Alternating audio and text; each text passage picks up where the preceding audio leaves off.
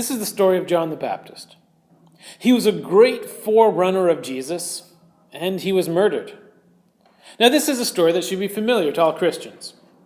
John was captured by Herod, and then he was beheaded because Herod's niece requested this. And his niece was influenced by Herod's own wife. So John was killed by one messed up family. But you don't know the half of it. This family tree starts with Herod the Great, who was given the title King of the Jews by the Romans. Herod married a woman named Mariamne. He had a son named Aristobulus, and Aristobulus had a daughter named Herodias. And then Herod killed Aristobulus. Next, Herod married a different woman named Mariamne, probably because it's such a pretty name. And he had a son called Herod Philip. Herod Philip married Herodias, and they had a daughter named Salome. And then Herod the Great married another woman. This woman was named Mathake, because it's such a prettier name than Mariamne. And they had a son named Herod Antipas. This is the Herod that killed John the Baptist. This Herod went to his brother Herod Philip and stole his wife Herodias, who was his sister-in-law and also his niece.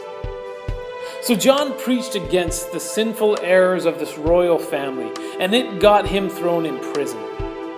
Now Herod, you'd think he would have hated John for ruining his reputation and claiming that he wasn't honoring God. But do you know what? Herod liked John. Herod would talk with John in prison and would consider the teachings of John. See, John, like Jesus, was preaching in love rather than in condemnation. But Herodias didn't care about the love of John. One day, Herod threw a party, and he asked Salome, his daughter-in-law /niece /great-niece, to dance. He was so impressed by the dancing that he promised her anything that she asked for. Herodias told her to ask for the head of John the Baptist on a silver platter. Herod didn't want this, but because he made a promise, John was killed. John was following God, and he was murdered for it. Herod believed himself to be called by God, and he committed murder. How can two people who think they are following God end up in such different roles in this story? Well, this isn't such a mystery as you might think. In every church, there exists followers of Jesus who are walking on opposite paths.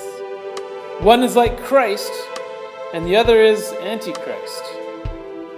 Who do you relate to more in this story? John, who sacrificed and preached and worshipped God continually, or Herod, who called himself a follower of God and did all of the proper religious practices? This should really be a sobering question for all of us.